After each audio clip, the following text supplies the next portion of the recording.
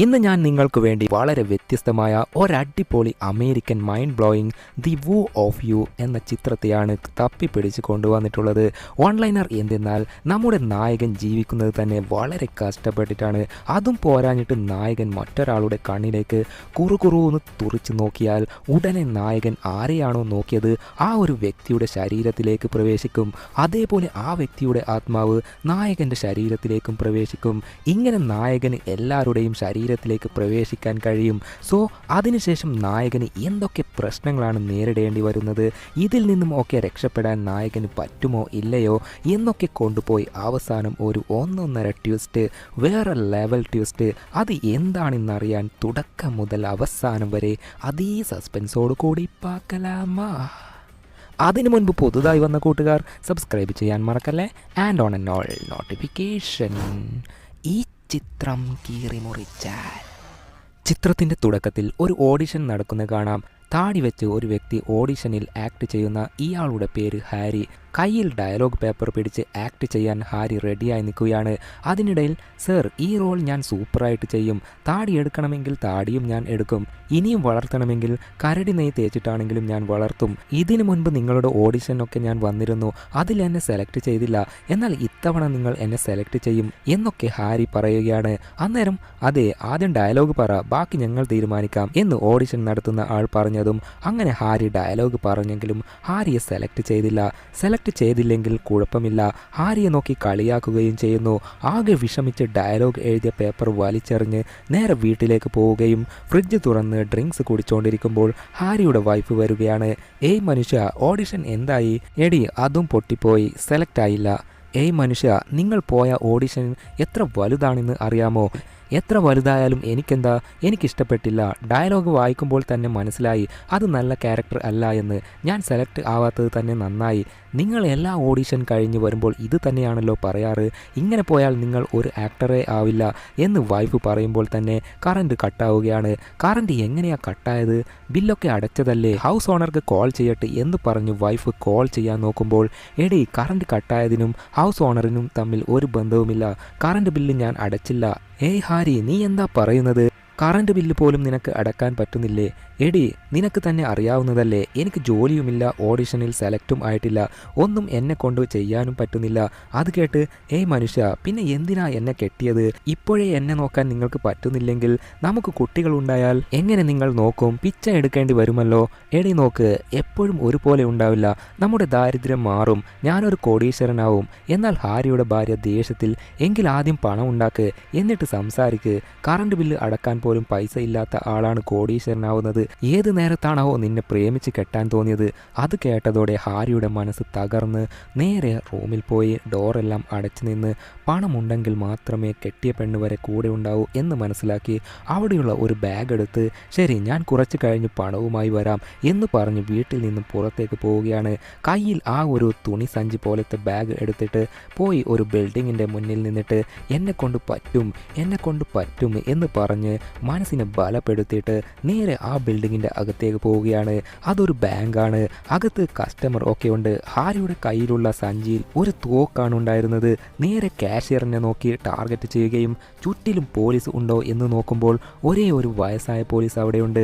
Harry നേരെ കാഷ്യറിൻ്റെ അടുത്തേക്ക് പോയി പെട്ടെന്ന് തോക്കെടുത്ത് കാണിച്ച് മര്യാദയ്ക്ക് പണമെല്ലാം താ എന്ന് പറയുകയും കാഷ്യർ പേടിച്ച് ഇരിക്കുമ്പോൾ ക്യാഷ് തരുന്നോ അതോ നിന്നെ തീർക്കണോ എന്ന് പറഞ്ഞ് പേടിപ്പിക്കുമ്പോൾ ആ ലേഡി ക്യാഷ് എടുത്ത് കൊടുക്കുന്ന ആ ഒരു ഗ്യാപ്പിൽ തന്നെ അവൾ എമർജൻസി ബട്ടൺ പ്രസ് ചെയ്യുകയാണ്.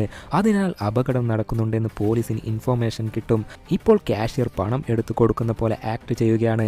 അതേപോലെ ബാങ്കിലുള്ള പോലീസിന് എന്തോ ഒരു ഡൗട്ട് വരികയാണ്. ഉടനെ എന്തെങ്കിലും പ്രശ്നമുണ്ടോ എന്ന് കാഷ്യറിനോട് ചോദിക്കുമ്പോൾ ഹാരി തോക്ക് ചൂണ്ടി മര്യാദയ്ക്ക് എല്ലാവരും മുട്ടുകുത്തി ഇരിക്ക്, ഇല്ലെങ്കിൽ എല്ലാറ്റിനെയും ഞാൻ കാച്ചിക്കളയും. അത് കേട്ട് അവിടെയുള്ള എല്ലാവരും കോരിത്തരിച്ച് ഭയന്ന് ഇരിക്കാൻ തുടങ്ങി. അന്നേരം പെട്ടെന്ന് പണം താ എന്ന് പറഞ്ഞ് ക്യാഷ് വെച്ച ബാഗ് എടുക്കുമ്പോൾ ഹാരി ആ ക്യാഷ്യർ ലേഡിയുടെ കണ്ണിലേക്ക് തന്നെ തുറിച്ചു നോക്കുകയും ഉടനെ ഹാരിയുടെ ആത്മാവ് നേരെ ആ ലേഡിയുടെ ശരീരത്തിലേക്കും ആ ലേഡിയുടെ ആത്മാവ് ഹാരിയുടെ ശരീരത്തിലേക്ക് മാറിപ്പോവുകയാണ്. സോ ഇപ്പോൾ ക്യാഷ്യർ ലേഡിയുടെ ശരീരത്തിലുള്ളത് ഹാരിയുടെ ആത്മാവാണ്. എന്നാൽ ഇതെങ്ങനെ സംഭവിച്ചു എന്ന് ഹാരിക്ക് മനസ്സിലായില്ല.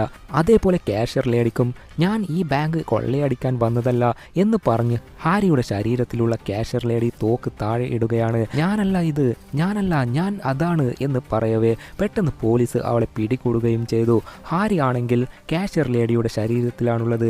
അങ്ങനെ ആർക്കും അറിയാതെ പണം എടുത്ത് അവിടുന്ന് എസ്കേപ്പ് ആവാൻ തുടങ്ങി. ഇതേ നേരം ബാങ്കിലേക്ക് കുറെ പോലീസും ഒരു ഡിറ്റക്റ്റീവും എത്തുകയാണ്. കൊള്ളയടിക്കാൻ വന്നത് ഒരുത്തനാണോ, കൂടെ മറ്റാരെങ്കിലും ഉണ്ടായിരുന്നോ? ഏതായാലും ബാക്ക് ഡോർ ഒന്ന് പോയി ചെക്ക് ചെയ്തു നോക്ക് എന്ന് പറഞ്ഞ് ഒരു ഓഫീസറിനെ അയക്കുകയാണ്. ഇപ്പോൾ ഹാരിയുടെ ശരീരത്തിലുള്ള കാഷ്യർ ലേഡി അൺകോൺഷ്യസ് നിലയിൽ മയക്കത്തിലാണുള്ളത്. ഡിറ്റക്റ്റീവ് അയാളെ ചോദ്യം ചെയ്യണം എന്നതിനാൽ എഴുന്നേൽപ്പിക്കാൻ ട്രൈ ചെയ്യുകയാണ്. ഇതേ നേരം കാഷ്യർ ലേഡിയുടെ ശരീരത്തിലുള്ള ഹാരി പണവുമായി എസ്കേപ്പായി ബാക്ക് ഡോർ വഴി കടന്നു പോകാം എന്ന് കരുതി പോകുമ്പോൾ അവിടെ ഒരു ലേഡി, ഏയ് നീ ഇവിടെ എന്താ ചെയ്യുന്നത്? ആ കൊള്ളക്കാരൻ തോക്കെടുത്ത് നിന്നെ കൊല്ലും എന്നാ ഞാൻ വിചാരിച്ചത്. ഭാഗ്യം കൊണ്ടാ നീ രക്ഷപ്പെട്ടത്. അത് കേട്ട് ഹാരിക്ക് എന്താ പറയേണ്ടത് എന്നറിയില്ല. ആ ലേഡിയുടെ പേര് പോലും അറിയില്ല. ശരി എനിക്ക് തലവേദനിക്കുന്നു, അതാ ഒന്ന് പുറത്തു പോയിട്ട് വരാം എന്ന് ഹാരി പറയുമ്പോൾ, എന്തിനാ ബാക്ക് ഡോർ വഴി പുറത്തു പോകുന്നത് എന്ന് പറഞ്ഞ് പിടിച്ചപ്പോൾ ബാഗിൽ പണമുള്ള കാര്യം ആ ലേഡിക്ക് മനസ്സിലാവുകയാണ്. കൊള്ളക്കാരൻ്റെ സഞ്ചിയിൽ പണം എടുത്തിട്ട് നീ പോവാൻ ശ്രമിക്കുകയാണോ എന്നൊക്കെ പറഞ്ഞ് വഴക്കിടുമ്പോൾ അവിടേക്ക് ഒരു ഓഫീസർ എത്തുകയും എന്താ പ്രശ്നം എന്ന് ചോദിക്കുമ്പോൾ, സർ ഒരുത്തൻ ബാങ്ക് കൊള്ളയടിക്കാൻ വന്നില്ലേ, അവനെ പിടിച്ചപ്പോൾ ആ തക്കം നോക്കി ഈ കാഷ്യർ കിട്ടിയ പണവുമായി മോഷ്ടിച്ചുകൊണ്ട് പോകാൻ നോക്കുകയാ. ഉടനെ ഓഫീസർ ഹാരിയുടെ കയ്യിൽ നിന്നും പണം പിടിച്ചെടുക്കുകയാണ്. ഹാരിക്ക് ആകെ ദേഷ്യം വന്ന് ആ ലേഡിയെ തെറി പറഞ്ഞ ശേഷം ഓഫീസറിൻ്റെ കണ്ണിലേക്ക് തുറച്ചു നോക്കിയതും ഇപ്പോൾ കാഷ്യർ ലേഡിയുടെ ശരീരത്തിലുള്ള ഹാരി നേരെ ഓഫീസറിൻ്റെ ശരീരത്തിലേക്ക് കൂടുവിട്ട് കൂടുമാറുകയാണ്. അങ്ങനെ ഹാരിക്കും ആ രഹസ്യം മനസ്സിലാവുകയാണ്. ഞാൻ ഒരാളുടെ കണ്ണിലേക്ക് തുറച്ചു നോക്കിയാൽ അയാളുടെ ശരീരത്തിലേക്ക് എൻ്റെ ആത്മാവിന് കയറി ചെല്ലാൻ പറ്റൂ എന്ന്. അങ്ങനെ ഇപ്പോൾ പണം ഹാരിയുടെ കയ്യിലാണല്ലോ ഉള്ളത്. ആ പണവുമായി അവിടുന്ന് പോകാൻ തുടങ്ങി. ഹാരി ഇപ്പോൾ ഓഫീസറിൻ്റെ ശരീരത്തിലാണെങ്കിലും കാഷ്യർ ലേഡിയുടെ ശരീരത്തിൽ കാഷ്യർ ലേഡിയുടെ തന്നെ ആത്മാവാണ് തിരിച്ചെത്തിയത്. എങ്കിൽ ഓഫീസറിൻ്റെ ആത്മാവ് ഹാരിയുടെ ശരീരത്തിലായിരിക്കും പോയിട്ടുണ്ടാവുക. എടേ നീ പണം മോഷ്ടിക്കാൻ നിനക്ക് നാണമില്ലേ എന്ന് ആ ലേഡി ചോദിക്കുമ്പോൾ, എന്ത് ഞാനോ? ഞാൻ മോഷ്ടിച്ചില്ലല്ലോ, ഞാൻ എങ്ങനെ ഇവിടെ എത്തി എന്നൊക്കെ കാഷ്യർ ലേഡി കിളിപ്പോയി നിൽക്കുകയാണ്. അങ്ങനെ ഓഫീസറിൻ്റെ ശരീരത്തിലുള്ള ഹാരി പണവുമായി പോകുമ്പോൾ വാക്കി ടോക്കി വഴി ഡിറ്റക്റ്റീവ് ചോദിക്കുന്നു, ഓഫീസർ എന്തായി കാര്യങ്ങൾ, ബാക്ക് ഡോർ വഴി ചെക്ക് ചെയ്ത് നോക്കിയോ? എന്നാൽ ഹാരി റീപ്ലൈ കൊടുക്കാതെ പോവാൻ തുടങ്ങി. ഹലോ ഓഫീസർ, ഇയാൾ എന്താ റീപ്ലൈ തരാത്തത് എന്നൊക്കെ പറഞ്ഞ് ഡിറ്റക്റ്റീവ് കലിപ്പിലാവുമ്പോൾ ഹാരിയുടെ ശരീരത്തിൽ കയറിയ ഓഫീസർ ഇപ്പോഴാണ് മയക്കത്തിൽ നിന്നും ഉണരുന്നത്. സർ ഞാൻ ഇവിടെയുണ്ട്, എന്നെ എന്തിനാ ലോക്ക് ചെയ്തു വെച്ചിരിക്കുന്നത്, എൻ്റെ യൂണിഫോം എവിടെയാ എന്നൊക്കെ ഓഫീസർ ഒന്നും മനസ്സിലാവാതെ ചോദിക്കുമ്പോൾ അത് കേട്ട് ഡിറ്റക്റ്റീവ് ആകെ കൺഫ്യൂഷനായ പോലെ നോക്കുകയാണ്. ഇതേ നേരം ഹാരി നടന്ന് ഒരു പാർക്കിൻ്റെ അടുത്ത് എത്തിയപ്പോൾ അവിടെ 2 സ്റ്റുഡൻസ് കഞ്ചാവ് വലിക്കുമ്പോൾ പോലീസിനെ കണ്ട് ഭയപ്പെടുകയാണ്. എന്നാൽ പോലീസിൻ്റെ ശരീരത്തിലുള്ളത് ഹാരിയുടെ ആത്മാവാണെന്ന് അറിയില്ലല്ലോ. മക്കളെ എന്ത് വേണേലും ചെയ്യ്, ഞാൻ നിങ്ങളെ ഒന്നും ചെയ്യില്ല എന്ന് പറഞ്ഞ് ഹാരി പോവുകയാണ്. അത് കേട്ട് 2 പേർക്കും സന്തോഷമാവുകയാണ്. അങ്ങനെ ഹാരി നേരെ ഒരു ടെലിഫോൺ ബൂത്തിൽ പോയിട്ട് വൈഫിന് കോൾ ചെയ്യുകയാണ്. എന്നാൽ വൈഫ് കോൾ അറ്റൻഡ് ചെയ്യുന്നതേയില്ല, കാരണം പരിചയമില്ലാത്ത നമ്പർ ആയതിനാൽ. എന്നാൽ വീണ്ടും കോൾ ചെയ്തതിനാൽ അറ്റൻഡ് ചെയ്യുകയാണ്. എടി ഇത് ഞാനാ ഹാരി, ടെലിഫോൺ ബൂത്തിൽ നിന്നാ വിളിക്കുന്നത്. അത് കേട്ട് എന്ത് ഹാരിയോ? ശബ്ദം കേട്ടിട്ട് ഹാരിയെ പോലെ ഇല്ലല്ലോ. എടി ഞാൻ പറഞ്ഞാൽ നിനക്ക് മനസ്സിലാവില്ല, ഞാൻ ശരിക്കും ഹാരിയാണ്, പ്രാങ്ക് ചെയ്യുന്നതാണെങ്കിൽ വേറെ ആരെങ്കിലും ചെയ്യ് എന്ന് പറഞ്ഞ് അവൾ കോൾ കട്ട് ചെയ്യുകയാണ്. ഹാരിയാണെങ്കിൽ വീണ്ടും കോൾ ചെയ്തെങ്കിലും അവൾ അറ്റൻഡ് ചെയ്തതേ ഇല്ല. ഇനി നേരിട്ട് ഭാര്യയെ പോയി കാണാം എന്ന് പ്ലാൻ ചെയ്യുകയാണ്. ഇതേ നേരം ഹാരിയുടെ ശരീരത്തിലുള്ള ഓഫീസർ പോലീസ് കസ്റ്റഡിയിലാണ്. ഡിറ്റക്റ്റീവ് പറയുന്നു, ഇവൻ ബാങ്കിൽ മോഷ്ടിക്കാൻ കയറിയ ഹാരിയാണ്, പക്ഷെ ഇവൻ ഹാരിയല്ല പോലീസ് ഓഫീസറാണ് എന്ന് പറയുന്നു. എന്താണെന്ന് മനസ്സിലാവുന്നില്ലല്ലോ. അത് കേട്ട് ഒരു പോലീസ് പറയുന്നു, ഇവൻ ഹാരി തന്നെയാണ്, ആളൊരു ആക്ടർ ആവാൻ നടക്കുന്നവരാണ്, ഇത് അവൻ്റെ അഭിനയമാണ്, ഓഡിഷൻ ഒക്കെ പോയിട്ടുമുണ്ട്, പിന്നെ കുറച്ച് TV ഷോയിലൊക്കെ അഭിനയിച്ചിട്ടുമുണ്ട്. ശരി പണം എവിടെ പോയി എന്ന് ഡിറ്റക്റ്റീവ് ചോദിക്കുമ്പോൾ, നമ്മുടെ കൂടെ ഉണ്ടായിരുന്ന ഓഫീസറാണ് പണം എടുത്തിട്ട് പോയത്, ക്യാമറയിൽ റെക്കോർഡായിട്ടുണ്ട്. അങ്ങനെയെങ്കിൽ ആ ഓഫീസറും ഹാരിയും ചേർന്നുള്ള ഗൂഢാലോചന ആയിരിക്കും ഈ മോഷണം. പണത്തെ അവൻ കൊണ്ടുപോയിട്ട് ഇപ്പോൾ ഹാരി ഓഫീസർ ആണെന്ന് അഭിനയിക്കുകയാണല്ലേ. ഉടനെ ഓഫീസറിനെ കണ്ടുപിടിക്കണം. ഈ സമയത്ത് ഹാരി ഒരു ബാത്റൂമിൽ പോയിട്ട് കണ്ണാടി നോക്കിയിട്ട്, ഏയ് ഇത് ഞാനാടി, നിന്റെ ഹസ്ബൻഡ് ഹാരി, ഈ പോലീസ് ഓഫീസറിൻ്റെ ശരീരത്തിലാണ് ഞാനുള്ളത് എന്നൊക്കെ വൈഫിനോട് എങ്ങനെ സംസാരിക്കണം എന്ന് റിഹേഴ്സൽ ചെയ്യുകയാണ്. അതേപോലെ തോക്ക് എടുത്ത് പോലീസ് ഓഫീസറിനെ പോലെ മര്യാദയ്ക്ക് തോക്ക് താഴെയിട്, ഇല്ലെങ്കിൽ കാച്ചിക്കളയും എന്നൊക്കെ ഓഡിഷനിൽ അഭിനയിക്കുന്ന പോലെ അഭിനയിക്കുകയാണ്. എന്തെന്നാൽ ഹാരി അഭിനയം തലക്ക് പിടിച്ച ഒരു വ്യക്തിയാണ്. ഇതേ നേരം സ്റ്റേഷനിൽ ഡിറ്റക്റ്റീവ് ചോദ്യം ചെയ്യാൻ തുടങ്ങി. ഹാരിയുടെ ശരീരത്തിലുള്ള ഓഫീസർ, സർ എന്നെ അറിയില്ലേ, ഞാനാണ് പോലീസ് ഓഫീസർ. ഏയ് ചുമ്മാ ഉരുണ്ട് കളിക്കാതെ മര്യാദയ്ക്ക് സത്യം പറ. സർ ഞാൻ സത്യമാണ് പറയുന്നത്, ഞാൻ പോലീസുകാരനാണ്. എൻ്റെ വൈഫ്, മകൾ എല്ലാവരുടെയും പേര് എനിക്കറിയാം. കഴിഞ്ഞ ക്രിസ്മസിന് നിങ്ങളല്ലേ സർ എന്നെ വീട്ടിൽ ഡ്രോപ്പ് ചെയ്തത്, അത് മറന്നോ? എടാ അതൊക്കെ നീ എങ്ങനെ കണ്ടുപിടിച്ചോ? നീ ആക്ടറാണെന്ന് എനിക്കറിയാം, നന്നായി അഭിനയിക്കുന്നല്ലോ. അയ്യോ സർ ഞാൻ പോലീസാണ്, എങ്ങനെയാ ഇവൻ്റെ ശരീരത്തിൽ വന്നത് എന്നറിയില്ല. ആ കാഷ്യർ ലേഡി പണവുമായി പോകുമ്പോൾ ആ ലേഡിയുടെ കണ്ണിലേക്ക് നോക്കിയപ്പോൾ അവളുടെ കണ്ണിൽ എന്തോ വ്യത്യസ്തമായി കണ്ടു. പെട്ടെന്ന് ഞാൻ അവിടുന്ന് കാണാതായി. പിന്നീട് നോക്കുമ്പോൾ ഈ ശരീരത്തിലാണ് ഞാൻ ഉണർന്നത്. എന്ത്, ആ ശരീരത്തിൽ നിന്നും ഈ ശരീരത്തിലേക്കോ? ആളെ കോയിയാക്കുകയാണോ നീ? ഡിറ്റക്റ്റീവ് ഒരു തരത്തിലും വിശ്വസിക്കുന്നില്ല. അന്നേരം ഓഫീസർ, സർ ഞാനിപ്പോൾ ഈ ഹാരിയുടെ ശരീരത്തിൽ ആയതുകൊണ്ട് നിങ്ങൾക്ക് വിശ്വാസം ഉണ്ടാവില്ല. എന്നാൽ നിങ്ങളുടെ സീക്രട്ടൊക്കെ എനിക്കറിയാം, അത് ഹാരിക്ക് അറിയില്ലല്ലോ. ഞാനത് നിങ്ങളോട് പറഞ്ഞാൽ ഞാൻ ഓഫീസർ ആണെന്ന് നിങ്ങൾക്ക് വിശ്വാസമാകുമല്ലോ. അത് കേട്ടപ്പോൾ ഡിറ്റക്റ്റീവിന് ചെറുതായി കൗതുകം തോന്നി. ഇവിടെ നടക്കുന്ന കാര്യങ്ങൾ റെക്കോർഡ് ചെയ്തുകൊണ്ടിരുന്ന റെക്കോർഡർ ഓഫ് ചെയ്യുകയാണ്. ഹാരിക്കറിയാത്ത എന്തോ ഒരു സീക്രട്ട് ഡിറ്റക്റ്റീവിൻ്റെ മനസ്സിലുണ്ട്.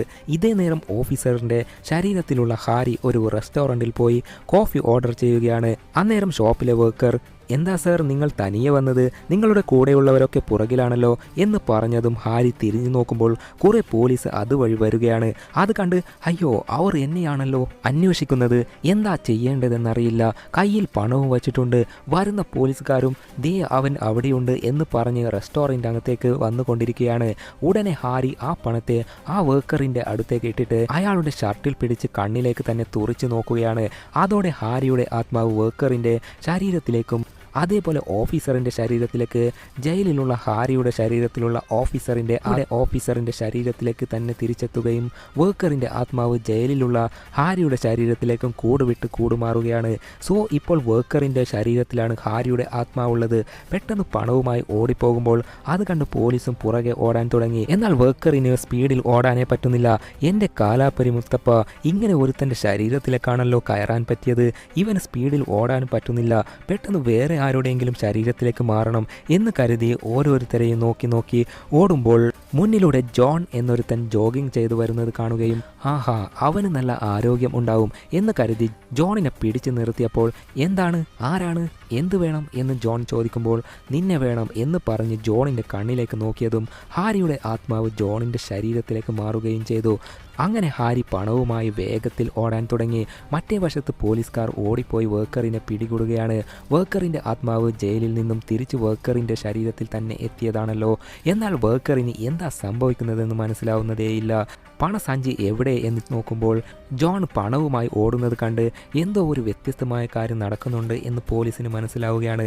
അങ്ങനെ അന്ന് രാത്രി ഡിറ്റക്റ്റീവ് കാഷ്യർ ലേഡിയെ ഇരുത്തി ബാങ്കിലെ CCTV ഫുട്ടേജൊക്കെ കാണിച്ച്, കണ്ടോ ഹാരി തോക്ക് കാണിച്ച് നിങ്ങളെ വിരട്ടുന്നുണ്ട്, പോലീസും വന്ന് അവനെ പിടികൂടുന്നുണ്ട്, പിന്നെ എന്തിനാ നിങ്ങൾ പണവുമായി ഓടിയത്? അത് കേട്ട് സർ ഈ വീഡിയോയിൽ കാണുന്നത് ഒന്നും എനിക്ക് ഓർമ്മയിൽ കിട്ടുന്നില്ല, ഞാൻ പണം എടുത്തിട്ട് ഓടിപ്പോയിട്ടില്ല സർ. ആ തോക്ക് പിടിച്ച് വിരട്ടിയവൻ എൻ്റെ കണ്ണിലേക്ക് തുറിച്ചു നോക്കി, ഉടനെ ഞാൻ അവൻ്റെ ശരീരത്തിലേക്ക് പോയ പോലെ എനിക്ക് തോന്നി. അത് കേട്ട് ഡിറ്റക്റ്റീവിന് എന്തൊക്കെയോ അപാകത തോന്നുകയാണ്. അന്നേരം ഒരു പോലീസുകാരൻ വന്ന് സർ ആ ഹാരി ഇപ്പോൾ വേറെ ഒരുത്തനെ പോലെ സംസാരിക്കുകയാ എന്ന് പറഞ്ഞതും ഡിറ്റക്റ്റീവും പോയി ഏയ് ഹാരി നിന്റെ പ്രശ്നം എന്താ എന്ന് ചോദിക്കുമ്പോൾ എന്ത് ഹാരിയോ? സർ എൻ്റെ പേര് ഹാരിയല്ല, ഞാൻ ജോണാണ്. എടാ ഇത്രയും നേരം നീ ഞങ്ങളുടെ കൂടെ വർക്ക് ചെയ്യുന്ന ഓഫീസർ ആണെന്ന് പറഞ്ഞു, ഇപ്പോൾ ജോൺ ആയോ? നീ എന്താ അന്യൻ കളിക്കുകയാണോ? അയ്യോ സർ ഇത് എൻ്റെ ശരീരമേ അല്ല, കണ്ണാടിയിൽ എൻ്റെ റിഫ്ലക്ഷൻ അല്ല കാണുന്നത്. ശരി അപ്പോൾ നീ ആരാ? സർ എൻ്റെ പേര് ജോൺ, ഞാൻ ജോഗിങ് ചെയ്ത് പോവുകയായിരുന്നു, പെട്ടെന്ന് ഈ ശരീരത്തിലെത്തി, എന്നെ രക്ഷിക്കണേ. അത് കേട്ട് ഡിറ്റക്റ്റീവിന് കീളിപ്പോയ പോലെ എവിടെയോ എന്തോ ഒരു കുഴപ്പം ഉണ്ട് എന്ന് മനസ്സിലാകുകയാണ്. അതിനാൽ നീ ഒന്നും വിഷമിക്കേണ്ട, ഞാൻ ഒന്ന് അന്വേഷിക്കട്ടെ എന്ന് പറഞ്ഞ് സമാധാനപ്പെടുത്തുകയാണ്. ഇപ്പോൾ ഹാരി ഉള്ളത് ജോഗിങ് പോയിക്കൊണ്ടിരുന്ന ജോണിൻ്റെ ശരീരത്തിലാണ്. പണവുമായി നടന്നു പോയിക്കൊണ്ടിരിക്കെ ഏയ് ഞാനാണ് നിൻ്റെ ഹസ്ബൻഡ്, ഇപ്പോൾ വേറെ ഒരുത്തൻ്റെ ശരീരത്തിലാണുള്ളത് എന്നൊക്കെ സ്വയം പറഞ്ഞുകൊണ്ടേ പോവുകയാണ്. എന്തെന്നാൽ വൈഫിനോട് പറയണമല്ലോ. അതിനാൽ അങ്ങനെ നടന്നുകൊണ്ടിരിക്കെ ഒരു സൈക്കിക് ഓഫീസ് കാണുകയാണ്, അതായത് ജോൽസിൻ്റെ ഓഫീസ്. നിങ്ങൾ ശരിക്കും ആരാണെന്ന് അറിയണോ? അകത്തേക്ക് വാ എന്നൊരു ബോർഡും വച്ചിട്ടുണ്ട്. അകത്തേക്ക് പോകണോ വേണ്ടയോ എന്ന് ചിന്തിച്ച് നിൽക്കുമ്പോൾ ഒരു ലേഡി സർ അകത്തേക്ക് പോകല്ലേ, അതൊരു ഫ്രോഡ് ജോത്സ്യനാണ് എന്ന് പറഞ്ഞു പോവുകയാണ്. അത് ശരി, എന്നാൽ പോകുന്നത് വേണ്ട എന്ന് ചിന്തിക്കുമ്പോൾ അതുവഴി ഒരു പോലീസ് കാറ് പോകുന്നത് കാണുകയും അതിനാൽ പേടിച്ച് ഒളിച്ചു നിൽക്കാനായി ജോത്സ്യന്റെ ഓഫീസിനകത്തേക്ക് കയറുകയാണ്. അന്നേരം ദേ ജോത്സ്യൻ വന്ന് നീയല്ല, നീ വേറെ ആളാണ്, ശരിക്കും നീ ആരാണെന്ന് അറിയണോ? അത് കേട്ട് അയ്യോ ഇവൻ ശരിക്കും കഴിവുള്ള ജോത്സ്യൻ തന്നെയാണല്ലോ എന്ന് മനസ്സിലാക്കി ആക്ച്വലി ഞാനല്ല, അത് എനിക്ക് നിന്നെ നോക്കുമ്പോൾ തന്നെ മനസ്സിലാവുന്നുണ്ട്, അവിടെ ഇരിക്ക് എന്ന് പറഞ്ഞ് ഹാരി ഇരുത്തുകയാണ്. നീ ഒരു വലിയ പ്രശ്നത്തിലുണ്ടെന്ന് എനിക്കറിയാം, അതെങ്ങനെ നിങ്ങൾക്ക് മനസ്സിലായി? ഞാൻ രാവിലെ ഒരു ബാങ്ക് കൊള്ളയടിച്ചു. ഓഹോ, എന്തിനാ നീ കൊള്ളയടിച്ചത്? അത് പിന്നെ കുറെ കടമുണ്ട് ബായ്, എൻ്റെ വീട്ടിൽ കറണ്ട് ബില്ല് പോലും എനിക്ക് അടക്കാൻ പറ്റുന്നില്ല, എന്നെ കൊണ്ട് ഒരു ഗുണവുമില്ല എന്ന് എൻ്റെ ഭാര്യ തന്നെ പറഞ്ഞു, അതിനാൽ എന്ത് ചെയ്യണമെന്നറിയാതെ ബാങ്കിൽ കയറി കൊള്ളയടിച്ചു. എന്നാൽ ഇവിടെ ഇരിക്കുന്ന നീയല്ല, കറക്റ്റ് അല്ലേ? നീ വേറെ എവിടെയോ ആണുള്ളത് എന്ന് ജോത്സ്യൻ പറയുമ്പോൾ ഹാരി നേരെ മുകളിലോട്ട് നോക്കുമ്പോൾ അവിടെ ഒരു അപ്പാർട്ട്മെൻറ്റിൽ ഒരു വിൻഡോയിൽ ബ്ലൂ കളർ പാവക്കുട്ടിയെ കാണുകയാണ്. ഏയ് നീ എന്താ അവിടെ നോക്കുന്നത്? ഞാൻ പറഞ്ഞത് സത്യമല്ലേ? അതെ, നിങ്ങൾ പറഞ്ഞത് സത്യമാണ്, ഈ ശരീരം എൻ്റേതല്ല, എൻ്റെ ശരിക്കുമുള്ള ശരീരം വേറെ എവിടെയോ ആണ്, അത് എവിടെയാണെന്ന് നിനക്ക് അറിയണോ? അറിയണം എന്ന് ഹാരി ജോത്സ്യൻ്റെ കണ്ണിൽ നോക്കാതെ കുനിഞ്ഞ് സംസാരിക്കുകയാണ്. അത് കണ്ട് നീ എന്താ എൻ്റെ മുഖത്തേക്ക് നോക്കി സംസാരിക്കാത്തത് എന്ന് ചോദിക്കുമ്പോൾ ഞാൻ നിങ്ങളുടെ കണ്ണ് നോക്കിയാൽ നിങ്ങളുടെ ശരീരത്തിലേക്ക് എൻ്റെ ആത്മാവ് കയറും, നിങ്ങളാണെങ്കിൽ എവിടെയോ ഉള്ള എൻ്റെ ശരീരത്തിലും കയറും. ഏയ് തമ്പി, ഈ കൂട് വിട്ട് കൂട് മാറുന്ന കാര്യത്തിൽ ഞാൻ നിന്നെക്കാൾ വലിയ എക്സ്പേർട്ടാണ്, അതുകൊണ്ട് ധൈര്യമായി നിനക്ക് എൻ്റെ കണ്ണ് നോക്കി സംസാരിക്കാം. അത് കേട്ട് ഹാരി ജോത്സ്യൻ്റെ കണ്ണിലേക്ക് നോക്കി നിന്നതും ഉടനെ ജോത്സ്യൻ്റെ ആത്മാവ് ജയിലിലുള്ള ഹാരിയുടെ ശരീരത്തിലേക്ക് പോവുകയും ചെയ്തു. അന്നേരം ഡിറ്റക്റ്റീവിന് സംശയം തോന്നി. ഏയ് ഇത്രയും നേരം നീ ജോൺ ആയിരുന്നില്ലേ, ഇപ്പോൾ നീ ആരാ? ഞാനൊരു ജോത്സ്യനാണ്, അവൻ കള്ളം പറയുന്നതാണെന്നാണ് ഞാൻ കരുതിയത്, ഇതൊക്കെ സത്യമാണല്ലേ? എന്ത് കാര്യം? നിന്റെ സ്ഥലം എവിടെയാ, അഡ്രസ് പറ എന്ന് പറഞ്ഞതും പെട്ടെന്ന് ജോത്സ്യൻ ഹാരിയുടെ ശരീരം വിട്ട് പോവുകയും പകരം വീണ്ടും ജോഗിങ് ചെയ്യുന്ന ജോണിൻ്റെ ആത്മാവ് ഹാരിയുടെ ശരീരത്തിലേക്ക് വരികയും ചെയ്തു. അയ്യോ സർ, കുറച്ചു മുൻപ് ഞാൻ എൻ്റെ ശരീരത്തിലേക്ക് തന്നെ പോയിരുന്നു, എല്ലാം ശരിയായി എന്നാ കരുതിയിരുന്നത്, വീണ്ടും ഈ ശരീരത്തിലെത്തി. അങ്ങനെയെങ്കിൽ നിന്റെ ശരീരത്തിലായിരിക്കും ഇപ്പോൾ ഹാരിയുടെ ആത്മാവുള്ളത്. ശരി, നീ ഇപ്പോൾ ഏത് സ്ഥലത്താണ് ഉണ്ടായിരുന്നത്? അതൊരു ജോത്സ്യൻ്റെ ഓഫീസിൻ്റെ അടുത്തായിരുന്നു. ശരി വാ, നമുക്ക് അവിടെ പോകാം എന്ന് പറഞ്ഞ ഡിറ്റക്റ്റീവ് ഹാരിയുടെ ശരീരത്തിലുള്ള ജോണിനെ കൂട്ടിയിട്ട് പോവുകയാണ്. ഇപ്പോൾ ജോത്സ്യൻ്റെ ശരീരത്തിലാണുള്ളത്. മുൻപിലുള്ള ജോണിൻ്റെ ശരീരത്തിലുള്ള ഹാരിയെ നോക്കി, എടാ അപ്പോൾ ഇത്രയും നേരം പറഞ്ഞതൊക്കെ സത്യമായിരുന്നു അല്ലേ? എന്താ ജോത്സ്യരെ അതിശയപ്പെടുന്നത്? നിങ്ങളല്ലേ പറഞ്ഞത് കൂട് വിട്ട് കൂട് മാറുന്നതിൽ നിങ്ങൾ എക്സ്പേർട്ട് ആണെന്ന്? ഞാൻ ഇവിടെ കയറി വരുമ്പോൾ തന്നെ ഞാനല്ല എന്ന് നിങ്ങൾ കൃത്യമായി പറഞ്ഞില്ലേ, അതുമാത്രം എങ്ങനെ മനസ്സിലായി? അത് കേട്ട് എടാ ഞാൻ ഇവിടെ വരുന്ന എല്ലാവരോടും ഇതേ ഡയലോഗാണ് പറയുന്നത്, സത്യം പറഞ്ഞാൽ ഞാനൊരു ഫ്രോഡാണ്. ശരി, നീ എൻ്റെ ശരീരത്തിലേക്ക് പോയില്ലേ? എൻ്റെ ശരീരം എവിടെയാ ഉള്ളത്? പോലീസ് സ്റ്റേഷനിൽ ഡിറ്റക്റ്റീവിൻ്റെ മുന്നിലുണ്ട്. എന്തെന്നാൽ നീ ബാങ്ക് കൊള്ളയടിച്ചതല്ലേ, നീ ഇനി ഇവിടെ നിൽക്കരുത്, പോടാ ഇവിടുന്ന് എന്ന് പറഞ്ഞ് വിടുമ്പോൾ ഞാൻ കുറച്ച് കഴിഞ്ഞ് പോകാം, പുറത്ത് പോലീസുണ്ട്. പോലീസോ? കടക്കട പുറത്ത്, ഇല്ലെങ്കിൽ ഞാനും അകത്ത് കിടക്കേണ്ടി വരും എന്ന് പറഞ്ഞ് ഹാരിയെ പുറത്തേക്ക് തള്ളിവിടുകയാണ്. പുറത്തെത്തിയപ്പോഴാണ് മനസ്സിലാവുന്നത് പണസഞ്ചി അകത്താണെന്ന്. ഉടനെ തിരിച്ചു പോയി എടാ ഡോർ തുറക്ക്, എൻ്റെ പണം അവിടെ ഉണ്ട്. എന്നാൽ എത്ര അലറി പറഞ്ഞിട്ടും ജോത്സ്യൻ ഡോർ തുറന്നതേയില്ല. അങ്ങനെ രാത്രിയാവുകയും ഹാരി 2 ലേഡി പോലീസിനെ വിളിച്ചിട്ട്, മേഡം ഞാൻ ആ ജോത്സ്യൻ്റെ അടുത്തേക്ക് പോയി, എൻ്റെ ഒരു ബാഗ് അവിടെ മറന്നു വെച്ച് വന്നു. എന്നാൽ പിന്നെ ചെന്ന് എത്ര വിളിച്ചിട്ടും ആ ജോത്സ്യൻ ഡോർ തുറക്കുന്നതേയില്ല. ഓക്കെ സർ, നിങ്ങൾ സ്റ്റേഷനിൽ ഒരു കംപ്ലൈൻറ്റ് എഴുതിത്താ. മാഡം, അതിനു മുൻപ് ജോത്സ്യൻ എവിടെയെങ്കിലും എസ്കേപ്പ് ആയിട്ട് പോകും. വളരെ പ്രധാനപ്പെട്ട സാധനമാണ് ആ ബാഗിലുള്ളത്. അതെന്ത് സാധനം? അത് പേപ്പേഴ്സ് മാഡം. എന്ത് പേപ്പേഴ്സ്? ബിസിനസ് ബന്ധപ്പെട്ട പേപ്പേഴ്സ്. അത് വളരെ പേഴ്സണലാണ് മാഡം. ഹാരി വിക്കി തപ്പിത്തടഞ്ഞ് സംസാരിക്കുന്നത് കാണുമ്പോൾ പോലീസിന് ഒരു സംശയം വരികയാണ്. ശരി, 1 മിനിറ്റ് നിൽക്ക് എന്ന് പറഞ്ഞ് ഡിപ്പാർട്ട്മെൻറ്റിലേക്ക് കോൾ ചെയ്ത് സംസാരിക്കുമ്പോൾ ഡിറ്റക്റ്റീവ് പറയുന്നു, അത് ഹാരിയല്ല, ജോണാണ്. അന്നേരം സർ, നിങ്ങൾ ജോണല്ലേ? അത് കേട്ട് ഹാരിക്ക് അയ്യോ പണിപാളി എന്ന് തോന്നുന്നു. എന്താ ഇപ്പോൾ ചെയ്യുക എന്ന് വെപ്രാളപ്പെട്ട് നോക്കുമ്പോൾ അവിടെ ഒരുത്തൻ പുക വലിച്ച് സുഖിക്കുന്നത് കാണുകയും ഏയ് അമുൽ ബേബി എന്ന് അവനെ വിളിച്ചതും അവൻ തിരിഞ്ഞു നോക്കുമ്പോൾ അവൻ്റെ കണ്ണിലേക്ക് തന്നെ തുറിച്ചു നോക്കുകയും അങ്ങനെ ഹാരിയുടെ ആത്മാവ് അവൻ്റെ ശരീരത്തിലേക്ക് കൂട് വിട്ട് കൂട് മാറുകയും ചെയ്തു. എന്നാൽ പോലീസുകാരികൾ ബുദ്ധിയുള്ളവരാണ്. നിങ്ങൾക്ക് 2 പേർക്കും എന്താ ബന്ധം എന്ന് പറഞ്ഞ് 2 പേരെയും പിടികൂടാൻ പോവുകയാണ്. എന്നാൽ ഹാരി വെറുതെ നിന്നില്ല. റോഡിൽ മറ്റേ വശത്തുള്ള ഒരു ലേഡിയെ നോക്കി വിളിച്ചതും അവളും ഹാരിയെ നോക്കിയതും അങ്ങനെ ഇപ്പോൾ ഹാരി ആ പെണ്ണിൻ്റെ ശരീരത്തിലേക്ക് കയറുകയും ചെയ്തു. ഇവളുടെ ശരീരത്തിൽ കയറിയിട്ട് എന്ത് കാര്യം, ഇവിടെ അടുത്ത് താമസിക്കുന്ന ഒരാളുടെ ശരീരത്തിൽ കയറാം എന്ന് തീരുമാനിച്ച ഹാരി നോക്കുമ്പോൾ ജോത്സ്യൻ്റെ ഓഫീസിന് അടുത്തുള്ള അപ്പാർട്ട്മെൻറ്റിലേക്ക് ഒരു മുത്തശ്ശൻ പോകുന്നത് കാണുകയാണ്. പെട്ടെന്ന് അയാളെ വിളിക്കുകയും മുത്തശ്ശൻ തിരിഞ്ഞു നോക്കിയതും അങ്ങനെ ഹാരിയുടെ ആത്മാവ് ആ മുത്തശ്ശൻ്റെ ശരീരത്തിലേക്ക് പോവുകയും ചെയ്തു. അതിനുശേഷം അപ്പാർട്ട്മെൻറ്റിൽ പോയിട്ട് അയ്യോ ഈ വയസ്സൻ്റെ ശരീരത്തിൽ കയറിയിട്ട് നേരെ നടക്കാൻ പോലും പറ്റുന്നില്ലല്ലോ എന്ന് വിഷമിച്ച് നിൽക്കുമ്പോൾ ഒരു അമ്മയും കുട്ടിപ്പയ്യനും വരികയാണ്. എന്താ മുത്തശ്ശ, എപ്പോഴാ പോയത്, ഇപ്പോഴാണോ വരുന്നത്? മുത്തശ്ശൻ്റെ ശരീരത്തിലുള്ള ഹാരി ആ പയ്യനെ നോക്കുമ്പോൾ അവൻ്റെ കയ്യിൽ ആ ബ്ലൂ കളർ പാവക്കുട്ടിയുണ്ട്. നിങ്ങളുടെ റൂം ആ ജോത്സ്യൻ്റെ ഓഫീസുള്ള സ്ഥലത്തിൻ്റെ ഓപ്പോസിറ്റ് അല്ലേ? അതേലോ, എന്താ കാര്യം? ഉടനെ ഹാരി ആ ലേഡിയുടെ ശരീരത്തിലേക്ക് പോകാം എന്ന് തുറിച്ച് നോക്കുകയാണ്. എന്നാൽ ഇപ്പോൾ ഹാരിക്ക് അതിന് കഴിയുന്നതേയില്ല. ചിലപ്പോൾ അവൾ കണ്ണാടി വെച്ചത് കൊണ്ടായിരിക്കുമോ എന്നൊക്കെ ചിന്തിച്ച് എങ്കിൽ ആ പയ്യൻ്റെ ശരീരത്തിലേക്ക് പോകാം എന്ന് കരുതി അവൻ്റെ കണ്ണിലേക്ക് നോക്കിയതും ഉടനെ ഹാരിയുടെ ആത്മാവ് ആ കുട്ടിപ്പയ്യൻ്റെ ശരീരത്തിലേക്ക് എത്തുകയും ചെയ്തു. ഇതേ നേരം ആ കുട്ടിപ്പയ്യൻ്റെ ആത്മാവ് നേരെ ഡിറ്റക്റ്റീവിന് മുന്നിലുള്ള ഹാരിയുടെ ശരീരത്തിലേക്ക് എത്തിയിട്ട് അയ്യോ എൻ്റെ അമ്മ എവിടെ, ഞാനിതെവിടെയാ എന്നൊക്കെ പറഞ്ഞ് കരയാൻ തുടങ്ങി. അന്നേരം ഏയ് എന്ത് പറ്റി, ഇപ്പോൾ നീ ആരാ എന്ന് ഡിറ്റക്റ്റീവ് ചോദിക്കുമ്പോൾ എൻ്റെ അമ്മ എവിടെ, ഞാൻ എങ്ങനെ ഇവിടെ എത്തി എന്ന് പറഞ്ഞ് കരയാൻ തുടങ്ങി. എടാ കരയല്ലേ, ഞാൻ ഡിറ്റക്റ്റീവാണ്, നിന്നെ എത്രയും പെട്ടെന്ന് നിന്റെ അമ്മയുടെ അടുത്തേക്ക് കൊണ്ടുപോയി വിടാം, എന്നെ എന്തിനാ അറസ്റ്റ് ചെയ്തത് എന്നൊക്കെ പറഞ്ഞ് പയ്യൻ അലറി പേടിച്ച് കരയുകയാണ്. ഡിറ്റക്റ്റീവിന് അന്നേരം വൈഫിൻ്റെ കോൾ വരികയാണ്. സംസാരിക്കാൻ നോക്കുമ്പോൾ ഹാരിയുടെ ശരീരത്തിലുള്ള കുട്ടിപ്പയ്യൻ എന്നെ അമ്മയുടെ അടുത്തേക്ക് കൊണ്ടുപോ എന്ന് പറഞ്ഞ് കരഞ്ഞുകൊണ്ടിരിക്കുകയാണ്. അതിനാൽ എടി ഞാൻ കുറച്ച് കഴിഞ്ഞ് വിളിക്കാം എന്ന് പറഞ്ഞ് കോൾ കട്ട് ചെയ്തിട്ട് എടാ നിനക്ക് ഐസ്ക്രീം വാങ്ങിത്തരാം, കുറച്ച് നേരം മിണ്ടാതിരിക്ക് എന്ന് പറഞ്ഞ് സമാധാനപ്പെടുത്തി ഇരുത്തുകയാണ്. ഇതേ നേരം ഹാരി ആ കുട്ടിപ്പയ്യൻ്റെ ശരീരത്തിൽ അവൻ്റെ റൂമിൽ കിടന്നിട്ടുണ്ട്. എന്തിനാ ഇവൻ്റെ ശരീരത്തിൽ കയറിയത് എന്ന് വെച്ചാൽ ജോത്സ്യൻ്റെ ഓഫീസിലുള്ള ആ പണസഞ്ചി എടുക്കണം. ജോത്സ്യൻ്റെ ഓഫീസിൽ ഇരിക്കുമ്പോൾ മുകളിലോട്ട് നോക്കുമ്പോൾ ബ്ലൂ കളർ പാവക്കുട്ടി കണ്ടിരുന്നില്ലേ, അത് ഈ പയ്യൻ്റെ ആയിരുന്നു. അതുവഴി ജോത്സ്യൻ്റെ ഓഫീസിൽ കടന്ന് പണം എടുക്കണം, അതാണ് പ്ലാൻ. എന്നാൽ കുട്ടിപ്പയ്യനെ വിട്ട് അമ്മ പുറത്ത് പോകുന്നതേ ഇല്ല. മോനെ നിനക്ക് ഞാൻ കഥാബുക്ക് വായിച്ചു തരാം എന്ന് പറഞ്ഞ് ബുക്കിലെ കഥ വായിച്ച് കേൾപ്പിക്കാൻ തുടങ്ങി. പണ്ട് മായാവിയുടെയും ഡിങ്കന്റെയും സൂത്രന്റെയും കഥ വായിച്ച് മടുത്ത ഹാരിക്ക് ഡോറയുടെ പ്രയാണം കേട്ട് ഉറക്കം വരാൻ തുടങ്ങി. അതിനാൽ മതി അമ്മേ, എനിക്ക് ഉറക്കം വരുന്നു എന്ന് പറഞ്ഞ് അമ്മയെ റൂം വിട്ടു പോകാൻ പറഞ്ഞിട്ട് അതിനുശേഷം നേരെ വിണ്ടയുടെ അടുത്ത് പോയി എത്തി നോക്കുകയാണ്. അന്നേരം ജ്യോതിഷനെ കാണുന്നില്ല. അങ്ങനെ തുണിയൊക്കെ കെട്ടി കയറ് പോലെയാക്കി താഴെ ഇറങ്ങി നേരെ ജോത്സ്യന്റെ ഓഫീസിൽ കടന്ന് പണസഞ്ചി എവിടെ എന്ന് അന്വേഷിച്ചെങ്കിലും കിട്ടിയില്ല. ജോത്സ്യൻ പണവുമായി എസ്കേപ്പ് ആയിരുന്നു.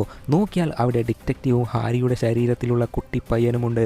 കുട്ടിപ്പയ്യനെ നോക്കി ഹാരിയുടെ ശരീരത്തിലുള്ള കുട്ടിപ്പയ്യൻ അങ്കിൾ അങ്കിൾ അതാണ് ഞാൻ, അതാണ് ഞാൻ. അത് കേട്ട് ശരി ശരി ഞാൻ ചോദിക്കാം എന്ന് പറഞ്ഞ് ഡിറ്റക്റ്റീവ് സംസാരിക്കാൻ തുടങ്ങി. ഇതൊക്കെ നീ എങ്ങനെയാ ചെയ്യുന്നത്, എങ്ങനെയാണെന്ന് അറിയില്ല, തന്നാലെ നടക്കുന്നു. എന്നാൽ നീ ചെയ്യുന്നത് തെറ്റാണെന്ന് നിനക്കറിയില്ലേ?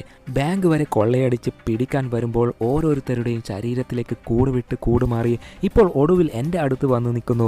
മര്യാദയ്ക്ക് ആ ചെറിയ പയ്യൻ്റെ ശരീരം അവന് തന്നെ കൊടുക്ക്. അത് എനിക്ക് പറ്റില്ല സർ, എന്തെന്നാൽ എൻ്റെ ശരീരത്തിലേക്ക് ഞാൻ കയറിയാൽ എന്നെ നിങ്ങൾ പിടിച്ച് ജയിലിൽ ഇടും. നീ പറഞ്ഞത് ശരിയാണ്, എന്തായാലും നിനക്ക് ഒരു 5 വർഷം ശിക്ഷ കിട്ടും.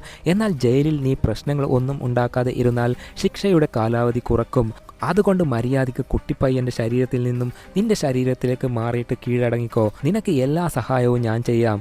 സോ ഹാരിക്കും മനസ്സിലാവുകയാണ് ഞാനിങ്ങനെ കൂടുവിട്ട് കൂടുമാറിപ്പോയാൽ എത്ര നാൾ ജീവിക്കും, സമാധാനമായി ജീവിക്കാനും പറ്റുന്നില്ല എന്ന് തീരുമാനിച്ച് സ്വന്തം ശരീരത്തിലേക്ക് പോകാം എന്ന് തീരുമാനിച്ച് അക്കാര്യം പറഞ്ഞ് നേരെ ഹാരിയുടെ ശരീരത്തിൻ്റെ അടുത്തേക്ക് പോയി നിന്ന് ഞാൻ നിന്റെ ശരീരം നിനക്ക് തരാം, പക്ഷെ ഞാൻ ഒരിക്കലും എൻ്റെ ശരീരത്തിലേക്ക് കയറില്ല എന്ന് പറഞ്ഞ് പെട്ടെന്ന് കണ്ണ് തുറന്ന് ഡിറ്റക്റ്റീവിൻ്റെ കണ്ണിലേക്ക് തുറിച്ച് നോക്കിയതും പിന്നെ പറയാനുണ്ട്. ഹാരിയുടെ ആത്മാവ് ഡിറ്റക്റ്റീവിൻ്റെ ശരീരത്തിലേക്കും ഡിറ്റക്റ്റീവിൻ്റെ ആത്മാവ് ഹാരിയുടെ ശരീരത്തിലേക്കും ഹാരിയുടെ ശരീരത്തിലുണ്ടായിരുന്ന കുട്ടിപ്പയ്യൻ്റെ ആത്മാവ് കുട്ടിപ്പയ്യൻ്റെ ശരീരത്തിലേക്ക് തന്നെ തിരിച്ചെത്തുകയും ചെയ്തു. എന്നാൽ ഇങ്ങനെ കൂടുവിട്ട് കൂടുമാറുന്ന കാര്യം ഒന്നും കുട്ടിപ്പയ്യന് അറിയില്ല. അവൻ പേടിച്ചു പോവുകയാണ്. ഇപ്പോൾ ഡിറ്റക്റ്റീവിൻ്റെ ശരീരത്തിലുള്ള ഹാരി തോക്കെടുത്ത് എന്താ ഡിറ്റക്റ്റീവ്, ഇപ്പോൾ നിങ്ങൾ ജയിലിൽ പോകുന്നോ എന്ന് ചോദിക്കുമ്പോൾ എടാ നീ ചെയ്യുന്നത് എത്ര വലിയ തെറ്റാണെന്ന് അറിയോ, മര്യാദയ്ക്ക് എൻ്റെ ശരീരം എനിക്ക് തിരിച്ചു താടാ. എന്ത് നിൻ്റെ ശരീരമോ, ഇത് എൻ്റെ ശരീരം, ഇനി മുതൽ നിങ്ങൾ എൻ്റെ ശരീരത്തിൽ നിൽക്ക്, നിങ്ങളുടെ ശരീരം എനിക്ക് വേണം എന്ന് പറഞ്ഞതും ഹാരിയുടെ ശരീരത്തിലുള്ള ഡിറ്റക്റ്റീവ് തോക്കെടുത്ത് മര്യാദയ്ക്ക് എൻ്റെ ശരീരം എനിക്ക് താ, ഇല്ലെങ്കിൽ നിന്നെ ഞാൻ കൊല്ലും എന്ന് പറഞ്ഞ് ഭീഷണിപ്പെടുത്തുമ്പോൾ പുറത്ത് ഒളിഞ്ഞു നിന്നിട്ടുണ്ടായിരുന്ന പോലീസൊക്കെ ഡോർ തകർത്ത് അകത്തേക്ക് വന്ന് ഹാരിയുടെ ശരീരത്തിലേക്ക് വെടിവെച്ച് ഒടുവിൽ ഹാരിയുടെ ശരീരത്തിലുണ്ടായിരുന്ന ഡിറ്റക്റ്റീവ് മരിച്ചു പോവുകയും ചെയ്തു. ഹാരിയുടെ ശരീരത്തിൽ ഡിറ്റക്റ്റീവിന്റെ ആത്മാവാണ് ഉണ്ടായിരുന്നതെന്ന് പോലീസുകാർക്ക് അറിയില്ലല്ലോ. പോലീസുകാർ കരുതിയത് ഹാരി ഡിറ്റക്റ്റീവിനെ വെടിവെച്ച് കൊല്ലാൻ നോക്കുകയാണെന്നാണ്. അതിനാലാണ് പോലീസുകാർ ഹാരിയുടെ ശരീരത്തിലേക്ക് വെടിവെച്ചത്. ഡിറ്റക്റ്റീവിന്റെ ശരീരത്തിലാണെങ്കിൽ ഹാരിയാണുള്ളത്. ഹാരിയുടെ യഥാർത്ഥ ശരീരം നശിച്ചു. സോ ഇനിയുള്ള ജീവിതം ഡിറ്റക്റ്റീവിന്റെ ശരീരത്തിൽ തന്നെ കഴിയാം എന്ന് ഹാരി തീരുമാനിക്കുകയാണ്. എന്തെന്നാൽ ആളൊരു ഡിറ്റക്റ്റീവാണ്, നല്ല പണക്കാരൻ. തൻ്റെ വൈഫിൻ്റെ അടുത്ത് പോയി അടിച്ചു പൊളിക്കാം. എന്നാൽ വൈഫ് വിശ്വസിക്കണമല്ലോ താൻ ഹാരി ആണെന്ന്. സോ അതിനാൽ നല്ലോണം പ്രാക്ടീസ് ചെയ്ത് ഡിറ്റക്റ്റീവിൻ്റെ ശരീരത്തിലുള്ള ഹാരി പോവുകയാണ്. ഹാരിയുടെ വൈഫ് ഡോർ ഓപ്പൺ ചെയ്യുകയും അയ്യോ ഇവളെ എങ്ങനെ പറഞ്ഞ് വിശ്വസിപ്പിക്കും എന്ന് ആലോചിച്ച് നിൽക്കുമ്പോൾ വൈഫ് ഒന്നും മിണ്ടാതെ നേരെ അകത്തേക്ക് പോവുകയാണ്. ഹാരിക്ക് ഒന്നും മനസ്സിലാവുന്നില്ല. പുറകെ പോയി ഞാനൊരു പോലീസ് ഡിറ്റക്റ്റീവാണ് എന്ന് പറഞ്ഞപ്പോൾ അതിനെന്താ, അതല്ല എനിക്ക് നിന്നോട് ഒരു പ്രധാനപ്പെട്ട കാര്യം പറയാനുണ്ട് എന്ന് പറയുമ്പോൾ തന്നെ വൈഫ് കെട്ടിപ്പിടിച്ച് എന്താ പരിചയമില്ലാത്തവനെ പോലെ പെരുമാറുന്നത് എന്ന് പറയുകയാണ്. സോ ഇവിടെയാണ് ഒരു വലിയ ട്വിസ്റ്റ്. വൈഫ് പറയുന്നു, എന്താണ് ഡിറ്റക്റ്റീവ്, എൻ്റെ ഭർത്താവിനെ ഹാരിയെ എങ്ങനെയൊക്കെയോ ആയി കൊന്നില്ലേ, ഇനി അങ്ങോട്ട് നമ്മൾ രണ്ടുപേരും സന്തോഷമായി ജീവിക്കാം. നമ്മൾ ഹാരിയെ ഒഴിവാക്കാൻ എന്തൊക്കെ കാര്യങ്ങൾ ചെയ്തു. ഓഡിഷൻ നടത്തുന്നവർക്ക് വരെ പൈസ കൊടുത്ത് ഹാരിയെ ഓഡിഷനിൽ സെലക്ട് ചെയ്യാത്ത പോലെയാക്കി മാറ്റി. എന്നിട്ടും ഹാരി എന്നെ വിട്ട് ഒഴിഞ്ഞു പോകുന്നതേയില്ല. അവസാനം ഹാരിയെ നിങ്ങളൊക്കെ ചേർന്ന് കൊന്നല്ലോ, സമാധാനമായി ആ മനുഷ്യൻ അങ്ങനെയെങ്കിലും പോയല്ലോ എന്നൊക്കെ ഹാരിയുടെ വൈഫ് പറയുമ്പോൾ ഡിറ്റക്റ്റീവിന്റെ ശരീരത്തിലുള്ള ഹാരിക്ക് ആകെ ഷോക്കാവുകയാണ്. ഹാരിയുടെ വൈഫും ഡിറ്റക്റ്റീവും തമ്മിൽ ഡിങ്കോൾഫി ബന്ധം, അവിഹിത ബന്ധം ഉണ്ടെന്ന് ഇപ്പോഴാണ് ഹാരിക്ക് മനസ്സിലായത്. ഹാരിയെ ഹാരിയുടെ വൈഫ് ചതിക്കുകയായിരുന്നു. എല്ലാം മനസ്സിലാക്കിയ ഹാരിക്ക് വൈഫിനെ കടിച്ച് കൊല്ലാനുള്ള ദേഷ്യം വരികയാണ്. എന്നാൽ അങ്ങനെ ചെയ്താൽ വീണ്ടും പ്രശ്നത്തിലാവും. ഞാനാണ് ഹാരി എന്ന് പറഞ്ഞാൽ ഇവൾ എന്നെ വിട്ടു പോകും. അതിനാൽ ഞാൻ ഡിറ്റക്റ്റീവ് ആയി തന്നെ തുടരാം, ജീവിക്കാം, അതേപോലെ ആഗ്രഹിച്ചതുപോലെ ഒരു ആക്ടർ ആവണം എന്ന് തീരുമാനിച്ച് ഓഡിഷനിൽ പങ്കെടുക്കുകയാണ്. പലരുടെയും ശരീരത്തിൽ ഹാരിയുടെ ആത്മാവ് കയറി ഇറങ്ങിയതിനാൽ ഓരോ ആൾക്കാരുടെയും ബോഡി ലാംഗ്വേജ് ഒക്കെ പഠിക്കാൻ പറ്റിയിരുന്നു. അതിനാൽ ഇപ്പോൾ ഓഡിഷനിൽ നന്നായി ഓരോ ക്യാരക്ടറിനെയും അഭിനയിക്കാൻ പറ്റി. എന്നാൽ പ്രശ്നം എന്തെന്നാൽ ആരുടെയെങ്കിലും കണ്ണിലേക്ക് ഡയറക്റ്റായി തുറിച്ചു നോക്കിയാൽ ആ ഒരു വ്യക്തിയുടെ ശരീരത്തിലേക്ക് പോകും. എന്നാൽ ചെറിയ കുട്ടിപ്പയ്യൻ്റെ അമ്മയുടെ ശരീരത്തിലേക്ക് മാത്രം പോകാൻ കഴിഞ്ഞില്ല. എന്തെന്നാൽ അവൾ കണ്ണാടി ധരിച്ചിരുന്നു. ആ കാര്യം മനസ്സിലാക്കി ഹാരി ഇപ്പോൾ കണ്ണാടി ധരിച്ചിരിക്കുകയാണ്. കണ്ണാടി വെച്ച് ആരെ നോക്കിയാലും ആരുടെയും ശരീരത്തിലേക്ക് പോകാൻ കഴിയില്ല. അങ്ങനെ ഓഡിഷൻ അറ്റൻഡ് ചെയ്ത് സിനിമയിൽ നല്ലൊരു വേഷം കിട്ടുകയും ചെയ്യുന്നു. ഇതോടെ ഈ ചിത്രം ഇവിടെ അവസാനിക്കുന്നു. ഇനി നിങ്ങൾക്ക് ഇതേപോലൊരു സൂപ്പർ പവർ കിട്ടിയാൽ നിങ്ങൾ എന്ത് ചെയ്യും? ആരുടെ കണ്ണിലേക്ക് നോക്കി ആരുടെ ശരീരത്തിൽ കയറി ജീവിക്കാനാണ് നിങ്ങൾ ആഗ്രഹിക്കുക? എന്തൊക്കെ കാര്യങ്ങൾ നിങ്ങൾ ചെയ്യും? കമൻറ്റ് ചെയ്യാൻ ബൈ ബൈ.